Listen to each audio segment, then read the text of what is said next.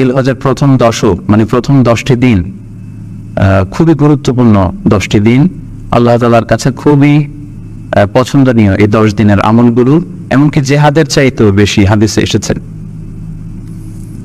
এবং কালামুল্লাহ মাজিদে আল কোরআন আল কারিমে আল্লাহ তাআলা এই জিলহজের প্রথম 10 দিনের শপথ করেছেন। এই 10 দিনের ইবাদত আল্লাহ তাআলার কাছে এত বেশি পছন্দনীয় হওয়ার কারণ হচ্ছে এই 10 দিনে আল্লাহ তাআলা উম্মাহাতুল ইবাদাত অর্থাৎ যত মৌলিক ইবাদত আছে সবগুলো মৌলিক ইবাদতের একটা সমন্বয় করেছেন জিলহজ মাসের এই প্রথম 10 দিনে, যেটা বছরের অন্য কোনো সময় কিন্তু পাওয়া যায় না। কারণ এই 10 দিনের ভেতরে সালাত আছে, নফল সিয়াম আছে, সাদাকা আছে, কুরবানি আছে, হজের প্রসঙ্গটা আছে, যেটা বছরের অন্য কখনো এরকম উম্মাহাতুল ইবাদাত অর্থাৎ যত মৌলিক ইবাদত আছে সব মৌলিক ইবাদতের কম্বিনেশন সমন্বয় বছরের কোনো সময় কিন্তু আসলে হয় না, যেটা হয়ে থাকে জিলহজ মাসের প্রথম এই 10 দিনের ভেতর। এজন্য এই 10 দিনের ইবাদত আল্লাহ তাআলার কাছে অত্যন্ত বেশি প্রিয়। এজন্য আল্লাহ রাসূল সাল্লাল্লাহু আলাইহি ওয়াসাল্লাম এই 10 দিনে যাতে আমরা বেশি বেশি নফল ইবাদত করি আমাদেরকে উৎসাহিত করেছেন। পাশাপাশি আমরা যেন বেশি বেশি তাহমিদ, তাহলিল, তাকবীর দিয়ে এই 10টি দিনকে মুখরিত করে রাখি, এজন্য তিনি আমাদেরকে আদেশ করেছেন। এজন্য এই 10টি দিনে আমরা যেন বেশি বেশি সুবহানাল্লাহ আলহামদুলিল্লাহ লা ইলাহা ইল্লাল্লাহু আল্লাহু আকবার এই আজকারগুলো যেন আমরা বেশি বেশি পড়ি।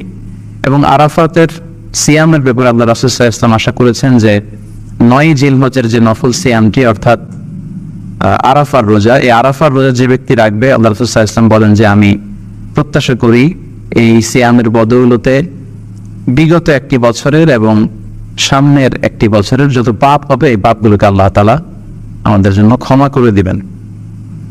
এবং জিলহজের 9 তারিখ ফজর থেকে কিন্তু আমাদেরকে ওয়াজিব তাকবীর পাঠ করতে হয়। আমরা জানি সেটা শুরু হয় আরাফার দিন ফজর থেকে, 9 তারিখ ফজর থেকে শুরু করে 13 তারিখ আসর পর্যন্ত এই তাকবীরগুলো প্রত্যেক সালাতের পরে পড়া আমাদের জন্য আবশ্যক। আমরা যেন এই নফল আজকারগুলো, এই নফল তাকবীরগুলো যাতে আমরা বেশি বেশি করে দেই। এবং যারা কুরবানি করার জন্য ইচ্ছা পোষণ করেছেন তারা যেন এই 10 দিনের আগেই তাদের মাথার চুল এবং নখ কেটে পরিচ্ছন্ন হয়ে যান। এবং জিলহজের এই 10 দিনে তারা যাতে মাথার চুল না কাটে এবং হাতের নখ না কাটে, এই মর্মে আল্লাহ রাসূল সাল্লাল্লাহু আলাইহি ওয়াসাল্লাম আমাদেরকে গাইডলাইন দিয়েছেন। সব মিলে আল্লাহ তাআলার কাছে এই 10টি দিনের ইবাদত খুবই প্রিয়। এমনকি হাদিসে এসেছে, যেটা আমরা বললাম যে জেহাদের চাইতেও বেশি প্রিয়। এজন্য এই সুবর্ণ সুযোগটুকু যেন আমরা কখনোই মিস না করি। তাই আমাদের সাধ্যমতো আমরা যেন বেশি বেশি নফল ইবাদত করি। আমরা যেন সুযোগ হলে পুরো 10 দিন ব্যাপী আমরা চাইলে নফল সিয়াম রাখতে পারি, আমরা বেশি বেশি কোরআন তেলাওয়াত করতে পারি। বিশেষ করে তাহমিদ, তাহলিল এবং তাকবীর, আলহামদুলিল্লাহ লা ইলাহা ইল্লাল্লাহ আল্লাহু আকবার, এই জিকিরগুলো, এই আজকারগুলো পড়ে পড়ে যেন আমরা এই 10টি দিনকে মুখরিত রাখি।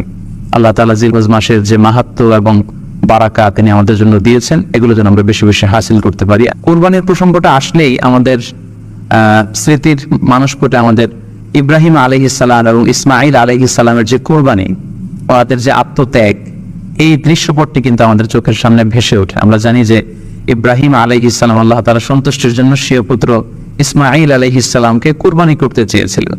এবং সেই প্রসঙ্গ থেকেই কিন্তু আমরা প্রতি বছর জিলহজের 10 তারিখে কুরবানি করে থাকি। এবং এই দৃশ্যটি আল্লাহ তাআলার কাছে এতই ভালো লেগেছিল, এই আত্মত্যাগের দৃশ্যকে আল্লাহ তাআলা স্মরণীয় করে রাখবার জন্য কিয়ামত পর্যন্ত সব বিশ্বাসীদের জন্য এই জিলহজের একই টাইমে, জিলহজের 10 তারিখে কুরবানি করাটাকে আল্লাহ তাআলা আমাদের উপর অবধারিত করে দিয়েছেন। এই বিষয়টি সূরাতুস সাফফাতের 105 নম্বর আয়াতে আল্লাহ তাআলা এভাবে ইরশাদ করছেন, فلما بلغ معه السعي قال يا بني إني أرى في المنام أني أذبحك فانظر ماذا ترى।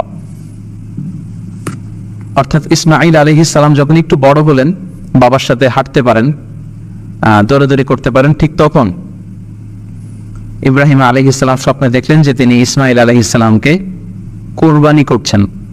এবং স্বপ্ন দেখেই তিনি সরাসরি ছেলের সাথে কনসালটেশনে গেলেন, পরামর্শ করলেন যে বাবা, আমি তো স্বপ্নে দেখেছি যে আমি তোমাকে কুরবানি করছি, ফানদুর মাযা তারা, what do you think about it, what's your opinion about it, তোমার মতামত কি সেটা তুমি আমাকে বলো।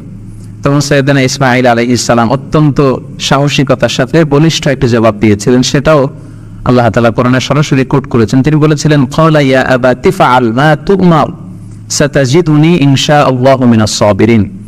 অর্থাৎ, হে আমার সম্মানিত পিতা, আপনি যেমনটি স্বপ্নে দেখেছেন, আল্লাহ তাআলা আপনাকে যেমন আদেশ করেছে আপনি ঠিক তেমনটিই করুন। আপনি ভয় পাবেন না, ইনশাআল্লাহ আপনি আমাকে ধৈর্যশীলদের অন্তর্ভুক্ত পাবেন। একটু কি কল্পনা করা যায় যে সাইয়েদনা ইসমাঈল আলাইহিস সালাম ছোট্ট শিশু, তিনি যখন শুনলেন যে বাবা তাকে কুরবানি করবে, জবাই করবে, তার প্রত্যুত্তরে তিনি বলেছিলেন, বাবা আমি ভয় পাচ্ছি না, আমি আপনাকে নিয়ে চিন্তিত, আপনি ভয় পাবেন না, বরং আপনি যা আদিষ্ট হয়েছেন আপনি তাই করেন। কারণ নবীরা যখন স্বপ্নে কিছু দেখে সেটা সাধারণ মানুষের মতো স্বপ্ন নয়, সেটা সেটা আল্লাহর পক্ষ থেকে আদেশ। তো আপনি আমাকে ধৈর্যশীল পাবেন, আপনি ভয় পাবেন না। সাইয়েদনা ইব্রাহিম আলাইহিস সালাম ইসমাঈল আলাইহিস সালামকে কুরবানি করতে শুরু করলেন, জবাই করতে শুরু করলেন। আল্লাহ তাআলার কাছে দৃশ্যটি এত ভালো লাগলো, আল্লাহ তাআলা সাইয়েদনা জিবরাইল আলাইহিস সালামকে দিয়ে জান্নাত থেকে একটি বকরি বা মেষ পাঠিয়ে দিলেন। সাইয়েদনা ইসমাঈল আলাইহিস সালামকে ছুরির নিচ থেকে সরিয়ে ফেলা হলো, আর সেখানে ইসমাঈল আলাইহিস সালামের পরিবর্তে একটি জান্নাত থেকে আনা বকরি বা ছাগলকে সেখানে কুরবানি করা হলো। আল্লাহ তাআলা বললেন, কদ সাদ্দাকতা রুইয়া, ইব্রাহিম তুমি তো তোমার স্বপ্নকে সত্যায়ন করেছো, বাস্তবে রূপান্তরিত করেছো, তুমি তো এই কঠিন পরীক্ষায় সফলতার সাথে উত্তীর্ণ হয়েছ। সাইয়েদনা ইব্রাহিম আলাইহিস সালাম পরীক্ষায় উত্তীর্ণ হলেন, এবং বাপ বেটার এই দৃশ্যায়নটি আল্লাহ তাআলার কাছে এত ভালো লেগেছে, আরশের উপর থেকে আল্লাহ তাআলা এত পছন্দ করেছেন ওনাদের স্যাক্রিফাইসকে, কুরবানিকে, কিয়ামত পর্যন্ত আমরাও যাতে কুরবানি করি, আল্লাহ তাআলা আমাদের জন্য এটাকে অবধারিত করে দিয়েছেন। সমাজে শুধু এখানে আমাদের জন্য সবচেয়ে বড় যে শিক্ষণীয় বিষয়, সেটি হচ্ছে সাইয়েদনা ইব্রাহিম আলাইহিস সালামের ঔরসে যখন ইসমাঈল আলাইহিস সালাম আসে, তখন তাফসীর এসেছে ইব্রাহিম আলাইহিস সালামের বয়স ছিল 86 বছর। Could you imagine that?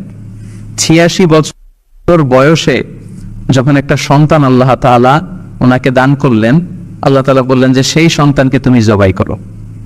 আমরা অনেক দম্পতির কথা জানি, এদের সন্তান হয় না, 15 বছর, 20 বছর, 25 বছর পর অনেক সময় তাদের সন্তান হয়। সেই সন্তানটাকে তারা কত পছন্দ করে, সেই বাচ্চাটাকে তারা কত আদর করে। তো 86 বছর বয়সে আল্লাহ তাআলা ইসমাঈল আলাইহিস সালামকে দান করেছিলেন। এই আদরের সন্তানটাকে আল্লাহ তাআলা বললেন তুমি কুরবানি করো। কারণ এই বয়স্ক অবস্থায় যখন ইব্রাহিম আলাইহিস সালাম ইসমাঈল আলাইহিস সালামকে পেয়েছিলেন, তখন তিনি হৃদয়টাকে উজাড় করে দিয়ে নিজের ছেলেটাকে ভালোবাসতে শুরু করলেন, এবং হৃদয়ের ভালোবাসার জায়গাটার মধ্যে যে সিংহাসন, সে সিংহাসনে তিনি ইসমাঈলকে বসিয়েছিলেন। আল্লাহ তাআলা চেয়েছিলেন যে ইসমাঈলকে সেখান থেকে সরিয়ে ওই ভালোবাসার সিংহাসনের জায়গাটাতে তুমি যেন আল্লাহ তাআলাকে স্থান দাও, এবং সেই পরীক্ষাটাই তিনি বেসিক্যালি সাইয়েদনা ইব্রাহিম আলাইহিস সালামের কাছ থেকে করেছিলেন, এবং সেই পরীক্ষায় সাইয়েদনা ইব্রাহিম আলাইহিস সালাম সফলতার সাথে উত্তীর্ণ হয়েছিলেন।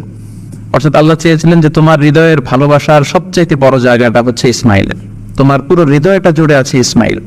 আমি চাই তুমি আমার সন্তুষ্টির জন্য এই ইসমাঈলকে বিলিয়ে দাও, এই ইসমাঈলকে কুরবানি করে দাও। সম্মানিত শুধু এই স্টোরিটা থেকে আমাদের জন্য শিক্ষা হচ্ছে যে সাইয়েদনা ইব্রাহিম আলাইহিস সালামের হৃদয়ের সবচাইতে পছন্দনীয় বিষয়টা ছিল ইসমাঈল। তিনি ইসমাঈল আলাইহিস সালামকে, নিজের ছেলেকে বেশি পছন্দ করতেন। ইব্রাহিম আলাইহিস সালামের হৃদয়ে যেমন ইসমাঈল ছিল, আমাদের প্রত্যেকের হৃদয়ে কিন্তু এরকম এক একটা ইসমাঈল আছে, কল্পিত ইসমাঈল, রূপক ইসমাঈল। আমাদের কারো হৃদয়ের ইসমাঈল হচ্ছে আমাদের টাকা পয়সা, আমাদের কারো হৃদয়ের ইসমাঈল হচ্ছে আমার ব্যাংক ব্যালেন্স, আমাদের কারো হৃদয়ের ইসমাঈল হচ্ছে আমার দামি গাড়ি, আমাদের কারো হৃদয়ের ইসমাঈল হচ্ছে আমার দামি গাড়ি, আমাদের কারো হৃদয়ের ইসমাঈল হচ্ছে আমাদের যশ, খ্যাতি, আমাদের ক্ষমতা, প্রতিপত্তি, এগুলো। আল্লাহ তাআলা চান আমাদের প্রত্যেকের যার যার হৃদয়ের ইসমাঈল যেটা, সেটাকে আমরা আল্লাহ তাআলার সন্তুষ্টির জন্য উৎসর্গ করতে পারবো কিনা, আল্লাহ তাআলার খুশির জন্য, সেরেফ শুধুমাত্র আল্লাহ তাআলার জন্য আমার হৃদয়ের ইসমাঈলটাকে আমি স্যাক্রিফাইস করতে পারবো কিনা। এই শিক্ষাটা দেওয়ার জন্যই বেসিক্যালি আল্লাহ তাআলা এই কুরবানিকে আমাদের জন্য প্রেসক্রাইব করেছেন। আল্লাহ তাআলা চান যে আমাদের হৃদয়ের পুরো জায়গাটা জুড়ে যেন আল্লাহ তাআলার সন্তুষ্টি, আল্লাহ তাআলার ভালোবাসা, আল্লাহকে যেন আমরা ফিল করি, আল্লাহকে যেন আমরা ভয় পাই, সেই জায়গাটাতে যেন আমরা আল্লাহ তাআলাকে রাখতে পারি। এটাই মূলত আল্লাহ তাআলা আমাদের কাছ থেকে চান, এবং আমাদের জীবনের সব কাজগুলি হবে শুধুমাত্র কেবলমাত্র আল্লাহ তাআলার সন্তুষ্টির জন্য। এজন্য বিশ্বনবী সাল্লাল্লাহু আলাইহি ওয়াসাল্লামকে কিন্তু আল্লাহ রাব্বুল আলামিন শিখিয়ে দিয়েছেন যে কুল ইন্না সালাতি ওয়া নুসুকি ওয়া মাহইয়ায়া ওয়া মামাতি লিল্লাহি রাব্বিল আলামিন। হে নবী আপনি বলুন যে আমার নামাজ, আমার কুরবানি, আমার জীবন, আমার মরণ সবটাই তো আল্লাহর জন্য। তাই আমাদের হৃদয়ে যদি আমরা আল্লাহকে স্থান দিতে পারি, আমাদের সবকিছু, সাইয়েদনা ইব্রাহিম আলাইহিস সালাম যেমনি নিজের প্রিয় পুত্র সন্তানকে কুরবানি করেছিলেন, ঠিক তেমনি ভাবে আমাদের হৃদয়ের ইসমাইলটাকেও যদি আমরা আল্লাহ সন্তুষ্টির জন্য স্যাক্রিফাইস করতে পারি, কোরবানি করতে পারি, তাহলেই কিন্তু এই কোরবানির শিক্ষাটা আমাদের জন্য বাস্তবায়িত হবে বা সফল হবে। এবং এই শিক্ষাটা দেওয়ার জন্য আল্লাহ তাআলা এই কোরবানির বিধানকে আমাদের জন্য জারি করেছেন, যে আমাদের হৃদয়ে শুধু আল্লাহ তাআলার ভয় থাকবে।